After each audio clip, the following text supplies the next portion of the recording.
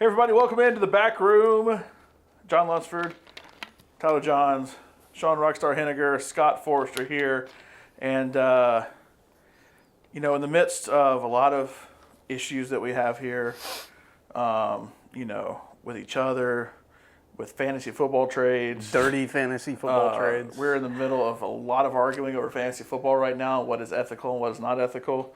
But with that, we decided let's leave all the hate behind. Let's leave all the negativity behind. I'll try. We'll try. And we are going to talk about positivity. It's a stupid topic. I have a wheel right here of names. I'm going to hit spin. Oh, no. It has all 13 names of employees up here. Even number 13? Including number 13. Number 12 is just listed as 12. And you have to say something nice whenever it falls in a name, something nice about that person. Okay. Period. Don't then say, but I hate such and such about them, or they're stupid, or whatever. Just say something nice about whoever pops up on the wheel. And obviously, as names come, I will take them off the list so you don't have to get Jim 20 times. So we're going to start as Lance and Ryan walk in. Hey, guys. We're going to start with... Who's starting? We're going to start with Scott. We're going to snake, so it'll come to me, and then I'll do two, and then we'll go back. All right. Oh, look at that. I swear it was not planned, but number one is me. So you have to go through and say something nice about me. We have a winner, John. Scott. John's got a great fantasy football roster. I feel like that was sarcastic, but... No, I can feel it. John's the mastermind that makes it all work. Thank you. And I do have a good fantasy football roster. So we all go on John on you? Like Yep. we're okay. Yep. Lunsford is one of those ones that will always take a question by a phone call or text when he's on vacation. He's one of those guys that does not turn his phone off, that he knows he is needed. And it does suck when people interrupt your vacation or call you at 6:30 in the morning saying this isn't showing up. He's always there to answer the call. A lot of people won't do that. Sometimes I'm going to include myself. So big kudos to John for that. Yeah. I'm going on vacation this weekend, by the way. I will talk to you Monday morning at 6:30. Yep, we will call you. Yep. Back to what Rocky said. John's just super patient with everything. With running the Monday morning show, I'll call him at, 6:15, wanting to know how to put something into the computer or how to log into something, and he usually texts back really fast. If I'm awake, because I'm usually not awake that early. Well, that's why I said usually. Sometimes. Usually. When he sees it, he'll... Yeah, because if you're asleep, I'm not expecting you to wake up and answer my dumb questions. Just always knocks it out. All right. Yeah. My positive thing about myself is I have a really good fantasy football roster. All right, let's move on. Next on the wheel, and I will start this one, is David. David Walls, who has been with us from even before day one. I worked with David at Cox Media Group that then became Summit Media Group for a long time. And then he was our market manager at Cumulus for a long time as well, before retiring and then coming out of retirement to help here. And David is one of those that has given me every opportunity in the world. When we were at the Zone with Cox Media Group, he was always supporting everything we did. Didn't really oversee everything. But then when we were at Jocks, and it came time to do primetime, I was kind of his guy that he kind of put in there. I don't really think I was wanted by the person who actually put the show together. But when they came to David as the head guy, he said, you got to give John a shot. He's worked hard to try to get this. And so he's good at finding talent to put into different shows and stuff like that. And he helped create the talk station there and everything. So he's super smart at thinking about what really works content-wise, especially back in the radio days where we kind of all started. Yeah, and also he just always seems to be in a good mood. I don't think I've ever seen him like visibly angry, ever. I don't really think I have either, even though I've Like, destroyed him on the poker table. Yeah, I still haven't been like poker is angry. probably the closest I can think. Yeah. But yeah, you never see him in a bad mood. He's always happy to see everybody, happy to come in. I think back at the former job, David was our market manager for a while, and I would say if I went through 10 market managers, there is only one that ever personally asked you how you were doing or how they could help you in any way get up in your position, and asking you to meet him for lunch, for that matter, just to catch up with you to see what can I do to help you, to leave his office door open at all times and everything. That was David Walls, best market manager I have by far I ever had. Just a guy that was always connected with his employees, and he would come around, he would do laps every day, every morning, and go to each office like, how you doing? Everything good? How's so-and-so kid? How's this and this and everything's good for you? And you hear me go to the next office. He wouldn't be a guy that would just show up on whatever, on Christmas week, and just to like say, I just want to appreciate Lunsford on what great work you've done this year in computers. You are doing so well. We value you. Like David was always so good about that stuff. So huge kudos to David for actually being a market manager that was worth working for. I'll echo what Tyler said. In 2+ years of working here, I don't think I've ever heard David say a negative word about anybody, anything. Guy's always in a good mood. He's also very persistent, which is something. He's a sales guy. Yeah, as a salesperson, that's what you want to be. All right. So that was David Walls here. Let's see who comes up next on the Wheel of Destiny, and that would be EG, Emily Grace McWhorter. Scott? Emily Grace is as sweet as they come. She's pretty green in a lot of areas, so she's a sponge. She just wants to learn, and she's a great listener, and yeah, she's awesome. With me, she is, going back to you saying she's a go-getter. With limited time we've had to get to know her so far, because it's only been about a month and a half, 2 months. Has it been 2 months? I don't even know. A couple months. Yeah.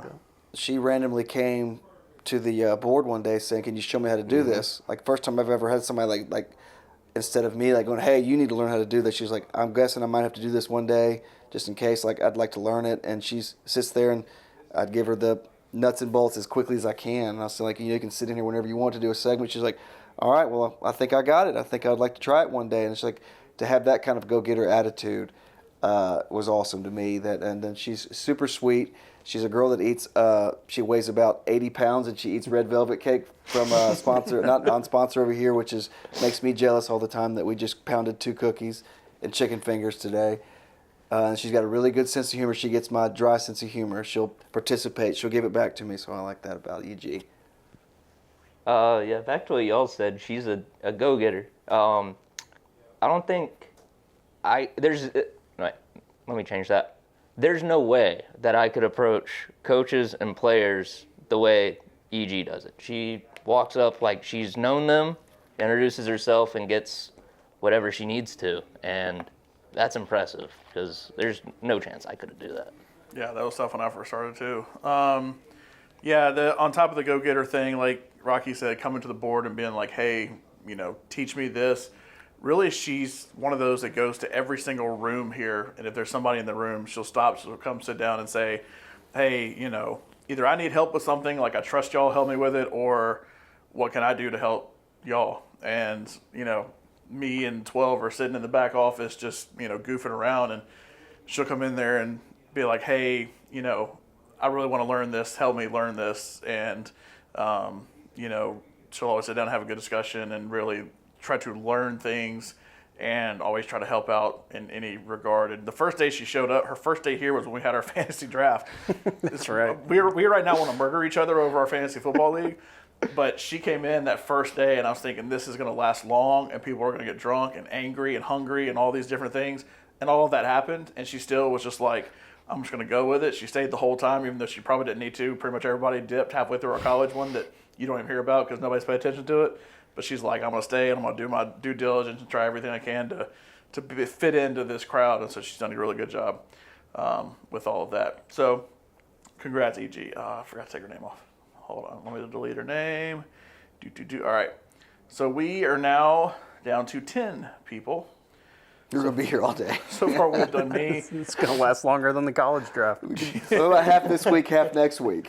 Let's just go a little faster. All right. Okay. So Kelsey, I could talk about for a million hours because Kelsey and I have worked together over 4 different companies now.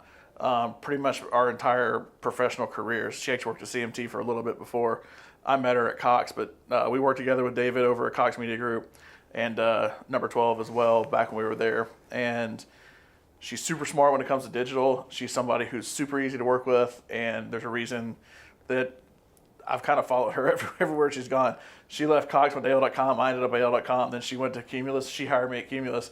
And then, of course, we're both here now with this company. But she's super smart in everything she does, and super up on the newest trends and stuff like that to really help us kind of take us to the next level, and we couldn't do it without her. Yeah, she just seems to know everything about sales and can hunt down any company she needs to. Also, fellow Android user, so Yes. better than all y'all right now. We have 3 Android users in the company. They're interesting. Anyway, yes?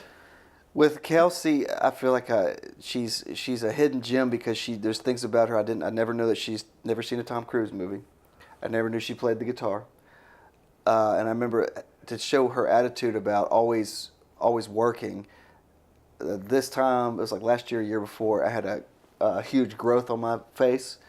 And I do like an emergency dermatologist thing because there was like this, I don't know if it was an ingrown hair or something. It was the size of a bullet that you could feel on my face, on my jaw, and I remember I had to get it removed. And I was telling her the next day, like, well, I went the only person that answered the phone because it was so early in the morning that took me like a walk-in appointment was this people and everything. She's on her laptop, and I'm like, what are you doing? She goes, I'm going to call them to see if I can get advertising or something. I was like, to be thinking like that when I'm telling a terrible story about but I think she actually talked to him. I don't know if they advertised. No, they didn't advertise. But it's so interesting. Like, she's always on. She's always working. Like even me telling a story about my face having a bullet in it, she's looking up to have advertising. Kelsey's awesome. Love her. Kelsey is awesome. She makes my job easier as the person who handles the visuals during a live show. She'll constantly send me stuff from our sponsors that I can put up and to showcase their products and stuff. She'll also I've texted her a couple of times on weekends to help me get somebody like Hemp Hill out to my house when when my AC goes down. So yeah, Kelsey's the best. Awesome. All right, so that was Kelsey Dollar, who is our director of sales here. Now let's go to Reed Taylor. Scott, you can go first. El Presidente. Reed is awesome. He regularly he'll call me in and just ask me how things are going from my perspective, how I think things could be better. He's really concerned with, I think, getting everybody's perspective on how things are going, and it's a good quality. Same here with me, but also to not. We have a lot of personalities in here. A lot goes on. Speaking of fantasy football and stuff like that, for him, I have not seen him lose his cool once, like not even in the slightest way, to like raise his voice or just angrily leave a room or slam a door or something like that. And if I was in that position, I'd be probably crying a lot and slamming doors. So big kudos to him to remain calm throughout it, because every day here is different. There's a different fire to put out. We have good days and we'll have bad days where something happens, and it's like to remain calm. I remember the day that we did media days, our first try here, and they were at media days, and we couldn't get a signal. The internet didn't work, and we were just dead. And Lunsford's on the floor fixing computers, and Reed's here, like, and guarding people not to come in and leave us alone and everything, but not flipping out. Just like, hey, if y'all can get it solved, please try your best, but not like, come on, Lunsford, get on it. We're wasting money here. So to be that kind of patient and that calm is very admirable. Yeah, so, excuse me. Back to what y'all were saying, yeah, he's always calling people into the office to see how they're feeling, and that's really cool because he gets to hear how everybody thinks we're doing as a business, but also what's going on in our personal lives and what we're carrying into work. And I think stuff like that really helps with the people just understanding what's going on, and we all understand each other a little bit more. Yeah. When we first started all this, as much as, I had worked with the round table before, just like, Rocky, I had started working with Reed more, being on the kind of behind the scenes, kind of managerial aspect. I was doing the digital sales manager job when COVID hit, and then when we decided to leave. And I mean, it was as much coming to work with him as it was anybody else, because we had grown really close, and I was super, respected everything that he did, the way he handled everything, like everything y'all said. I mean, it was just, super fun working with him, and I knew that no matter what we did, I wanted to follow wherever he went, to work with him, because I looked up to him really even when I was an intern. He was just a salesperson when I was an intern, and then he left and then came back as sales manager, and it was always super fun to work for him because all the stuff y'all said, he doesn't lose his cool. He's super understanding. He knows that, when it comes to like growing and everything we're doing here, he knows, certain paths to take. When he doesn't, he looks at people like all of us to kind of, steer the right direction. And he's willing to be open to a lot of things too, which is, the qualities of a good leader there. All right, next, we're going to get there, I promise. I like how none of the three of them have come up except for, how about we go to the other side of that family and go with Lance Taylor, who just walked out. That's what I was waving. I was waving to Lance and Brown as they just walked out in the middle of our show. But yeah, Lance is when I first started, along with Rocky and then Ian Fitzsimmons, and Lance was somebody who helped me kind of get started down that radio path, which was not the best path, but made it fun, and kind of helped teach me along the way. And he's somebody that we can sit and talk movies with and talk a lot of different things, from gambling, fantasy, entertainment, all kind of different things, being super well-rounded, kind of like I feel like you kind of need to be in media, and he's done a good job with all of that. And it's been fun to work with him over the last 15 years or so from that angle. Yeah, Lance is a lot of fun. He's always got some new dunks, some new Jordans on. That was actually Stylish. that was the first thing he said to me when I started interning here, was noticing that I had a pair of dunks on. And it's just fun to work with him, whether he's tapping the keg at like 10:30, 11 in the morning, or just talking movies. It's always a good time. His memory retention, he taught me, we've been doing trivia for the longest time, 12, 13 years. And, occasionally somebody will come up to us, and not to us, to him, saying they're a big fan of the show and meet him and everything, and shake hand. And he always something I observed is he always made it a point to have them repeat their name to him. Like if his name's Scott or whatever, and he'd say, Scott, it's nice to meet you and everything. And talk to him and give him all the time he had before we had to go back on to do another round of trivia. But then to bring him up the next day and remember that name. So like we talked to a guy named Scott at trivia last night, said he's been listening to us for 10 years, and he made a point about LSU or something like that.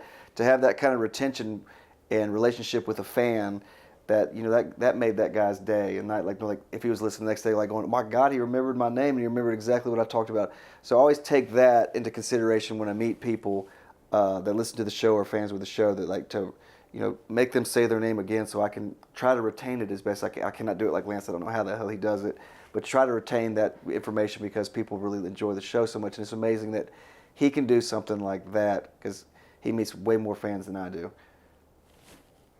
His memory is wild, and it's not just names. I mean, lines from movies or sports scores from 25 years ago. Just he can spit them off like it's unreal. But my favorite thing about Lance is that anytime I feel sometimes I take things a little too seriously, and Lance will say something to make me realize that I'm taking whatever I'm taking too seriously. He's fun. He keeps it fun.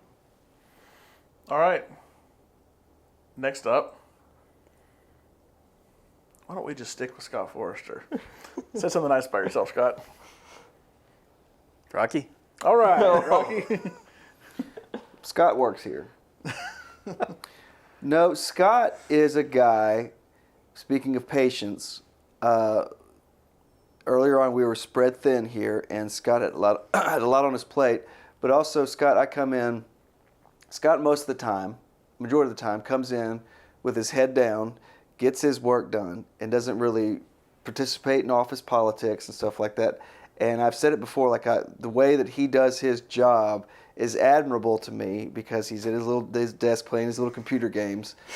A lot of Minesweeper. Yeah, acting like he's doing stuff for the show. And to have so much thrown at you during the show, to have this clip, have this thing ready. Like, I never said this to you, but can you have this ready now?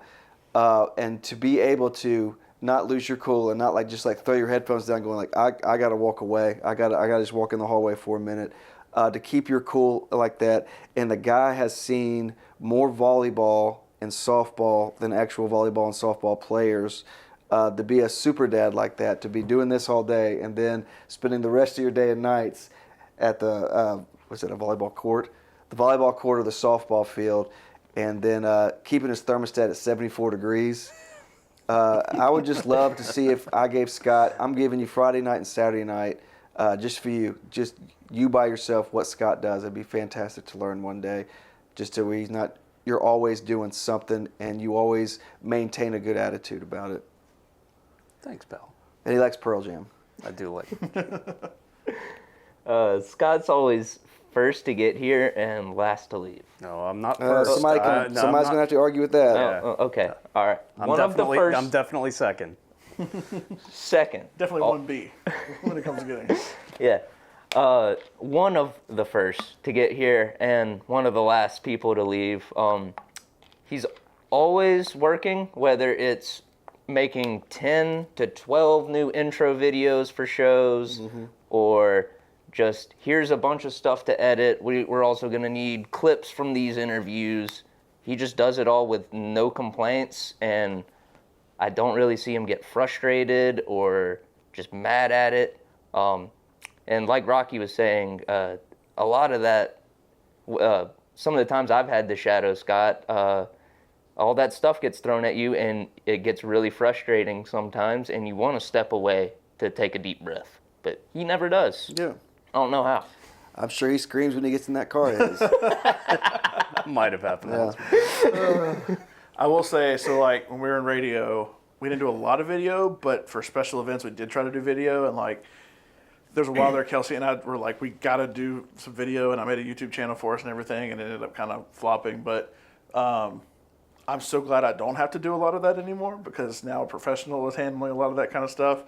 But at the same time, doing that just enough before I understand everything that goes into a video, and that it's not just, well, here, I'll just... All he does is he presses a button. I just film Lunsford. it, and then, okay, well, the video's already on your phone, so why is it not up on YouTube and edited and have graphics on it? It's On the camera, there's a button that says post, and it posts it on the website. It's There's really an cool. edit button. The average person has no earthly idea what actually goes into a video, even if it really is just, cutting, trimming the beginning and end on it.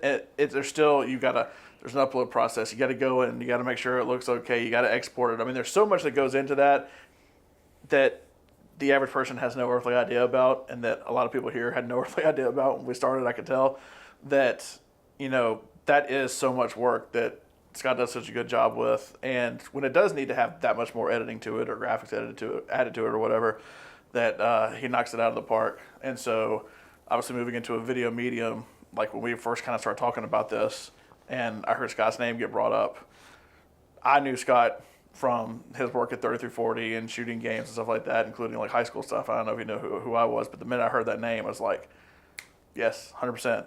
That's the answer. Not even giving it a second thought, and it 100% has been the answer since we started. So, welcome, Scott. Welcome to the next round. All right, moving on. This is the fun one we've all been waiting for. James Edward Dunaway Jr. So Jim, I will give Jim a lot of credit for one thing.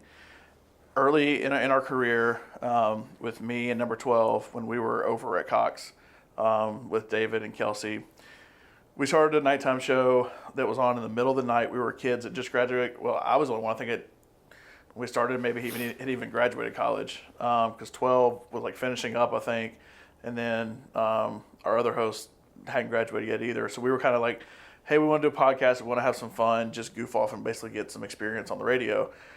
And so our boss was like, why don't you just go on in the middle of the night? Nobody's paying attention to it anyway. So we're like, okay, sure. So we did it. And then out of the blue one night, I get a call because we had messed something up. And so I get a call, like mess a name up or something. I don't remember what it was exactly. But I get a call. And it's like, hey, this is Jim Dunaway from CBS 42.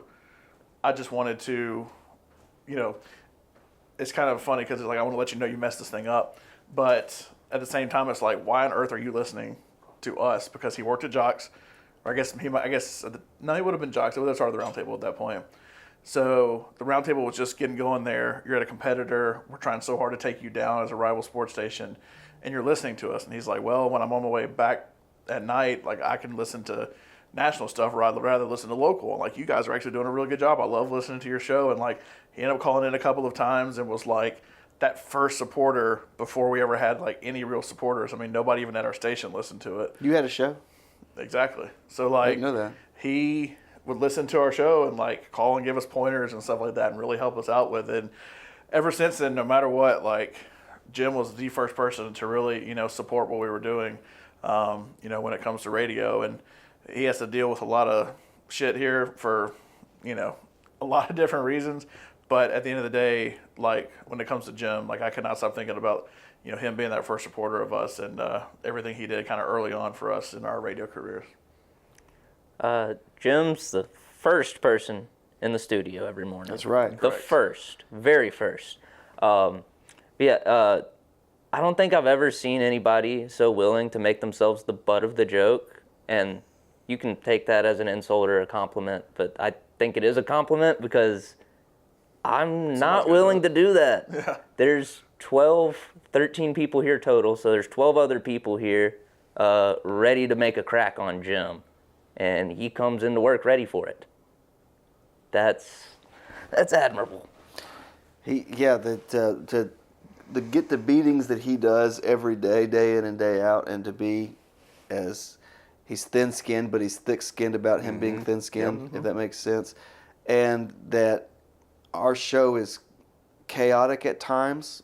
Probably 95% of the time it's chaotic, and you don't know where it's going to go, and he has to be the one that guides us, that tries to land the plane every day, even though we're going through mountain ranges every morning. It's amazing that he can, as best he can, keep it on schedule and keep it on pace. Because I don't have any hair to pull out, but I would pull my hair out just knowing like I can't get this read in and I can't get this topic in because this person's already gotten to the topic that I wanted to get to. I'm teasing it here, and these guys are already talking about it, so it's hard to. Yes, you can see visual frustration. I don't know if you noticed it, but you can get visual frustration that somebody's up to their wits' end, but to maintain it and then come back the next day and keep going with it. And we've been doing this, 12 years, 13 years, and to accept his role like that, I'm going to be the punching bag, but I also got to be the point guard that sometimes is playing with a deflated ball. And you guys are going to point out to me that I have a deflated ball. Point guard's a good way to put it. I think of him as almost like an air traffic controller. Like, just nobody puts more thought into what we're gonna do on the live show than Jim. He plots it out, and then things always go in weird directions, and it's always on him to make it all fit in to this crazy thing that is the next round. And like they were saying, like he's the punching bag, and I couldn't do that. He does have to have thick skin, even though he has thin skin about it. He's one of a kind. Love you, Jim. Kiss ass.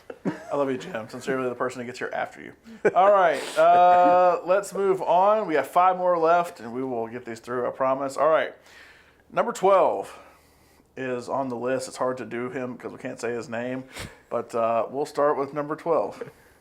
12, the scheduling of all these new shows, I don't even know what the number is, but it's a lot of them. And it's whether somebody, one of our ESPN personalities, has to move something, that inevitably affects something else that day. The sliding schedule and having to maintain that and make it all work is, I'm sure, quite a chore, and he does it well. Rocky. He also works with the light off. He does. He does. He is a guy, number 12 is a guy that I think is interesting that will come sometimes, it's happened like 3 or 4 times, he'll just sit down and almost interview me about something like music or a concert or a movie. And he'll just sit down and he's like in an interview phase where he's genuinely interested in what you have to say about this. And he's being super serious. It's not like a shtick or something like that. And it's just super interesting like that. He's also good at what I've seen, conflict resolution. There's been a lot of conflict, and have him sit down and try to come up with a solution to make both parties happy. Or it's just interesting to have that to be the second to last person hired so far in the chain of events and everything, to be so welcomed with open arms and almost like he's been here the whole time. And the schedule, I admire him for that, because looking that is like looking at cuneiform for me. It just doesn't make sense. And to be able, like, we got to do this every day. And by the way, if we have 3 a day, 2 of these are going to be a problem. They're going to have to reschedule, and you got to make it. It's like, and like, oh, here, this is on your plate. Welcome to the team. And just like that would kill me. So huge props to him and his big shoes.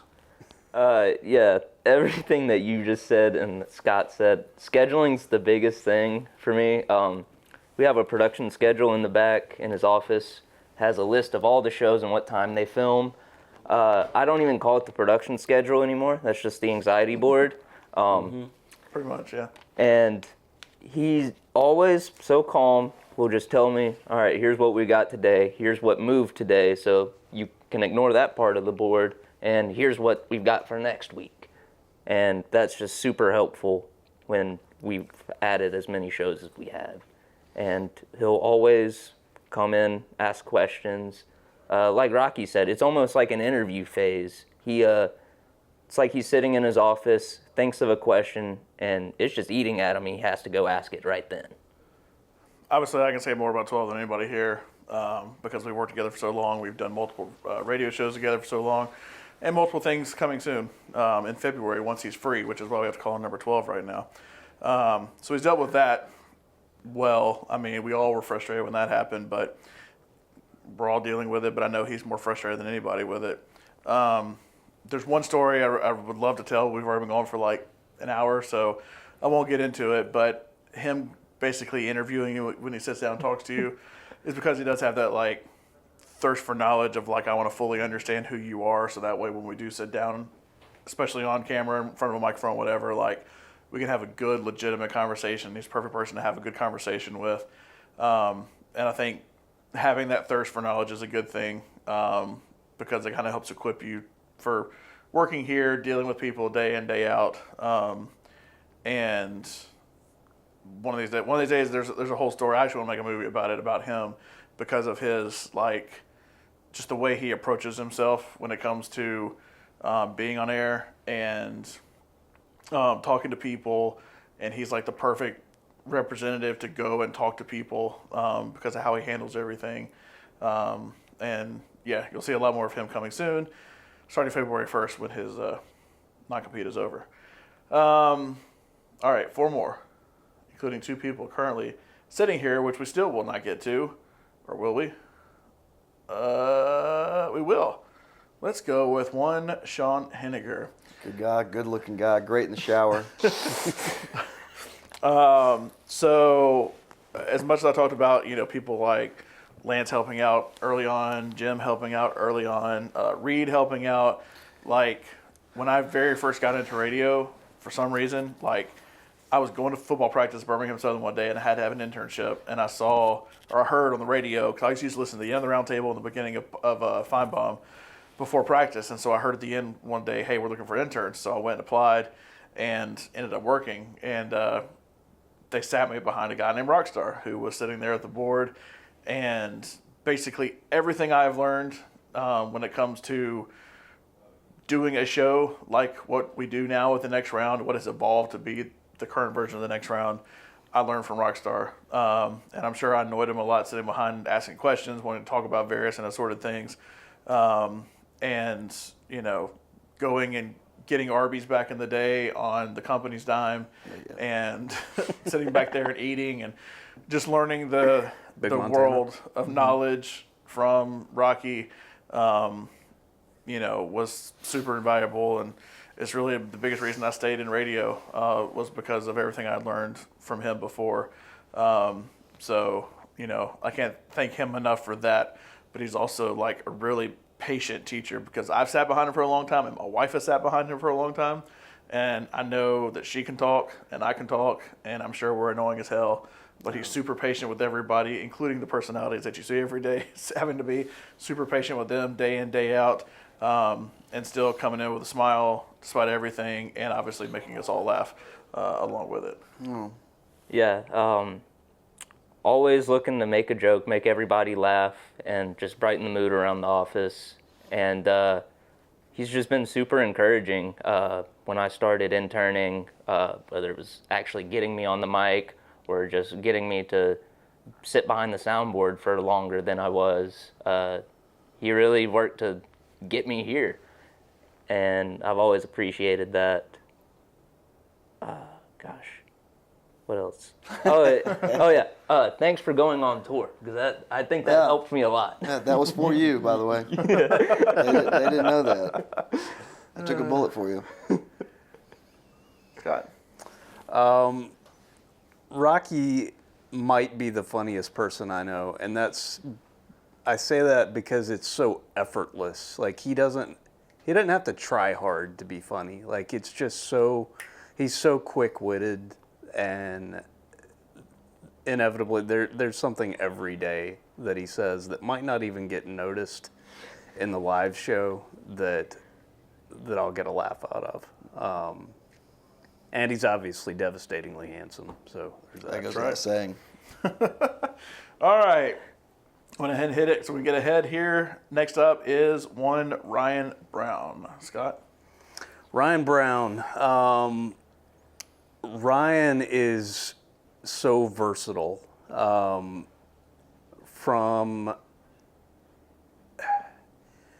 He can do pretty much everything here technically. He's great on air. I just haven't seen much that Ryan can't pull off and do well at a high level. And I hear he's good at golf too. Brown is the only person I can say that I've met that literally whistles, and I think he skips from his car. leaving a funeral, he'll skip to his car because, today's great, but tomorrow's going to be even better. To have such a positive attitude to the point where you want to punch him in the face. Everything, like, you can say, like, dude, I remember him and Dunaway years ago, like, Dunaway was like, it's raining all day. Like, there's no way we're playing golf today. And he's like, nope, it'll stop. Well, the forecast is like, nope, it's going to stop. Just, like, to have that positive attitude that's just like, it's not going to rain all day. Trust me. We got a 12 o'clock tee time. It'll stop raining at 11:55. To have that positive attitude and what Scott's saying, to be one of these ones that wants to learn every station, to have an ability to set up cameras, to set up all these show remotes we do, where he's the one on site that's doing everything, set up lights, to set up the board, to set up everything, and then to be able to run everybody's station. I think if there's anybody here that can run every station, Brown is the closest to it. And for him to put effort into that, to care about his job that much, to put so much effort into it. These Thursday night things, these send up the things, Saturday night shows and Saturday morning shows, to invite all the people and like Lance and Dunaway to come in and controlling that, and then reading the chat room and all that. It's just to do all that is that's a super stressful thing for me. Personally, I couldn't do it, and to know that he can do it while whistling and skipping to work is incredible to me. That after all these years, he still does that to this day. And I don't whistle that much. He whistles all the time. He is a happy-go-lucky, jolly guy. Oh man, I don't think I could say it better. Super versatile. He's always got his hands on something. If we're doing something, he's involved. With a good mood, and you can't really ask for much more than that. It's gonna sound like an insult, I guess, but like I hate him. but like No, okay. So the way it was when we first started all this, like, I mean, I'd worked with him obviously a bunch before and everything, but when we first kind of started this whole process, it was like, you know, how is each person going to fit and mesh into this new way of kind of doing things? And he's one of those who's always kind of giving off the vibe of like, I'm going to come and do the show, and then, you know, before 6 to 10, then at 10:05, I'm at the golf course, and like, that's it. That's all I'm doing. And I'm going to do the show and then go play golf. And it's like, is he going to be able to buy in? Is he going to, you know, learn some of the technical aspects and everything? And I mean, within a day, I was like floored at how hard a worker he was at, you know, learning all the digital stuff. And like I said, he goes and sets everything up on Thursday nights when they're out. He does Saturdays when they're at home. He does Mondays when they're home. He does all these different things, and he really is, you know, the only person other than people in this room right now that could do anything from a technical standpoint. Like, we always joke that one day we're going to switch, and like me, Scott, and Rocky are going to sit in their seats, and we're going to send the three of them to the back room to try to make them run the show. He's the one person that would probably actually make it happen. Like, we need to give him the least important job, because that way there still will be a train wreck back there. Because if he's back there, then it won't be a train wreck. So he's done a great job learning all of that, and, you know, growing and having conversations with him, kind of learning where he was before and learning where he is now. You know, seeing that, you know, growth and that, you know, yearning for knowledge on how exactly all the technical aspects of all this works, so that he can fully benefit from it, since we all kind of have to know that angle. You know, when some people here are kind of technologically illiterate, it's nice to have somebody who's on the on-air side and from the, you know, personality side that does know a lot of that stuff. So I've been super impressed by him doing all of that. All right, next up, that would be one Tyler, not so much an intern anymore, and that's mine. Is, you know, I was an intern back in the day. There have been interns for the show that have gone on to either work at Jocks or work in the industry somewhere else. But, you know, even for me, I worked there, and then I went back to school, and it was probably 6 years before I came back to finally actually start working and getting paid there. But Tyler worked his ass off here, and, you know, if anybody has earned it, you know, he is number one in terms of earning everything that he has gotten. So I can't compliment Tyler enough for working your ass off and, you know, earning everything that you have right now, and earning, you know, working here. And, you know, even though you still have to come load beer in sometimes because you're the free hand that can come help with that, you know, you're getting paid for it now, and you've earned every bit of that. With Tyler, so one day, when did you start your internship? Oh, that would have been last May. So one random May day, I come in, Scott's at his station, and there's this kid sitting in the studio, that back room. I don't know who he is. And Brown, naturally, I forgot to tell you we have an intern. I was like, he's starting today. He's like, yeah, he's going to be shadowing you. I was like, so I have an intern that's shadowing. Okay, we had a meeting yesterday, and this is Tuesday, and he's starting today. But nobody said anything. I forgot. And so I was a little iffy. I was like, because sometimes the problem with an intern is you have to take time out of your busy day to teach them everything. Yep. And it's super stressful. It can be helpful down the road, but for that particular day, it's going to be Tyler knew everything, probably more than me at some stuff, fixing audio on the computer and stuff like that. And to be annoyed that he was there that first day and then completely turning around by day two, I was like, this kid's really good. I love the fact that there are people that are pushy with agendas and stuff like that. What I love about Tyler is he's a silent suggester. And what I mean by that is we used to do the thing called the viewing menu and stuff like that. And he would go in, and I would have a template of what the next week's viewing menu items were. And then and I'd come to my station one morning, and he'd have suggestions on there. Just like, he'd never be offended if I didn't take his suggestion, which would be like an anime thing of a guy that has a chainsaw shoulder that goes off and kills anteaters with popsicle sticks. Old chainsaw shoulder. And he would also, and he transfers, he would do everything I asked him, and I don't like asking interns to do a lot because I feel like, if they're coming here for free, I'm not going to make you do my job so I can get the slack off. But he always transfers my trash pictures. I've never asked him to do this once, but he's always transferred my trash pictures from one computer to another for the next day. And he has like 14 tabs open of trash silent suggestions of these could be potential trash stories. A lot of horse sex, by the way. There was today. I noticed. Those don't. I have failed on those before. Those don't translate well on the show. All right. Good but to know.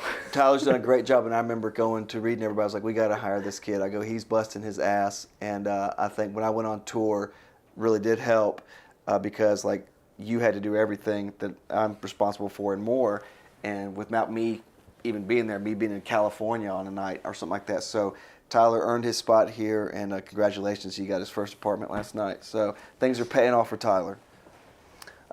I'm so glad for us that we hired Tyler, and glad for him that he is officially on board, because that guy worked his ass off when he wasn't getting paid a dime to be here. Learned the board, learned how to do a lot of what I do, learned how to do some of what Luntz does. I mean, I appreciate his attitude more than anything.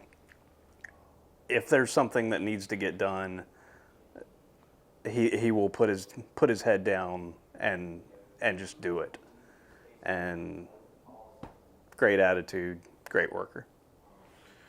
All right. Last but not least, hold on, I gotta spin the wheel for this one. It is Taylor, little T, number 10, whatever you want to call her. Scott, I'll let you start. Lil T, I appreciate her so much. The early days, for the first year after I started here, I did my stuff, and I felt like I did 95% of our social media too for that first year, and it was a lot at the time, and she does a lot more now than I did then. So she is, the stuff that she's done on TikTok, which is, thank God, I'm not a TikToker, so. You look like one. I know, right? You're not a teenage girl. So yeah. So she does stuff with that I could never pull off. She's amazing at her job. Has a great attitude. Fun to be around. Love Lil T. With Taylor, one of my things is I think she's one of these ones that doesn't want to be in front of the camera, but she does it because we ask her to or something like that. She's not grinding for a job like I want to be, I want to be front and center. I want to have my own show. She's like, no, I want to be behind the scenes, building graphics, and we'll do what I do with social media and stuff like that. But then to be a team player and saying like, hey, we need you for a Mystery Fifth Hour, or we need you to host this show, she does it. And the stress that goes along with sometimes the amount of posting she has to do, like I know I could never do it. And say at 9:25, somebody from the show comes up to you and says, hey, I need a graphic of every single football that was thrown in the NFL, a graphic how it was thrown, incomplete or complete, and we're going to need it. Don't worry about it right now, but we're going to need it eventually. And we may or may not even use it. Yeah. And then 9:30 comes around, which is 5 minutes later, and then on that air, that person says, hey, Taylor, do you have that graphic built yet? And sometimes she has the damn thing built. And it's just like, that's a super stressful, like, hey, we need you to act right now and have this finished ASAP, and to have it done as well as she does it is super incredible. And I've never met a fan of a football team that I think she is one of those, Lance is one of those that if her team loses, I'm not going out tonight. Do not call me. Do not text me. I don't want to talk to you. I don't want condolences. Give me the weekend to survive, and I'll see you guys Monday. The way that she is with Auburn is incredible to me. I'm a Detroit Lions fan. I've probably seen 8 plays this year. So it doesn't really affect me if they lose or win. So I just kudos to her to be so devoted to her school. Oh yeah, especially with the social media stuff. It's not to say, gosh, how do I word this? It is work that I don't think any of us would want to do. No. Like, we would rather be editing or actually producing or something like that as opposed to firing off some tweets. But it's super important, and she kills it. I don't know how she has the time to tweet as much as she does. I think she's given up her social life pretty much. I think that the next round is more or less just her account now. But yeah, it's incredible, and I've never seen somebody so passionate about Auburn. Yeah, when we were sitting out here, actually, this was, I don't know, what, 6 months in or so. We were sitting out here with Rocky's wife, Nancy, who has done a lot of branding stuff and was kind of helping us with kind of taking that next step for us. And she did an exercise where we wrote down on a sheet of paper what our number one need was. And I think the majority of people wrote right down our top 3 needs or something like that. I think the majority of people wrote, we need somebody doing social media, because Scott was doing a ton of it. Brown did a little bit, I guess. Jim would do a little bit, I guess. I did a little bit here and there, but it was, we needed somebody who could totally focus in on that. That is a full-time It's okay, you can go out there. I come out here? Retailer, everybody, we've already talked nice about him. Yeah, we already talked about you, Reed. Stick your head in. Hey, retailer. That's one we talked nice about a while back. We've been going for 3 hours now, but I appreciate it. yeah, we're on the last one though. I need help with the store a little bit. Yeah, I got it. But the number one need we felt like we needed was social media manager. And, really the biggest thing is we do so much stuff on a show, and especially when it's 4 hours, at least it's only 3 hours now, but especially on a 4-hour show, there's just so much stuff that happens that when there's a poll question, well, who's going to do that? Who's going to take care of that? I guess, Jim or Brown did that, I guess, before. I don't know, but it's well, I'm doing something. Scott's well, I'm, doing something. And everybody's doing something. That now there's anytime we need something on social media, it's boom, Taylor's there to do it and handle it for us. And then she's always there to help out in various ways, to be a helping hand, to be able to hold, a camera, whether it's just her phone or not, and to be able to clip things out from the shows and everything. I mean, she has devoted a lot to it and all these other shows that we have through Disrupt as well. And then Lance's Lock on top of that. And that's the other thing, is she's had to deal with all of us at various times coming and saying, hey, we need X, Y, or Z, like you mentioned, the graphics, or, with one of the shows, hey, I need you to tweet this, clip out from it, or, hey, I need you to share this. It's just, we literally make our way on social media right now because we have decided to go all in on that, and I would count YouTube with that as well, that somebody's got to be there to put it all out there, and somebody's got to be there to kind of be the catch-all for all of our questions and all of our needs and wants for social media. And so, she's done a good job kind of capturing all that, and I think, down the line, there's a lot for her when it comes to what we're doing here, and I see that role only growing from here for her. So, yeah, that's all 13 employees. We literally went for 4 hours on this, but Scott, who's such a great editor, is going to now go sit and look at this for the next 5 hours. And the Mystery Fifth Hour. Yeah. And the Mystery Fifth Hour, which was just done before this, and the Alabama Power thing, which I don't even know if you've done that yet or not. Already did that. Oh, see, that's how fast he is. He already knocked that one out. But anyway, this has been the back room, thanks to MyBookie. Don't know what their first deposit bonus is, but you can get a first deposit bonus by using code next round. It may still be the 110%, so go grab that while you can. But yeah, this has been the back room. All right, bye. I totally blanked out. I didn't know what to say about you because I don't like you, so yours is the only one I made up.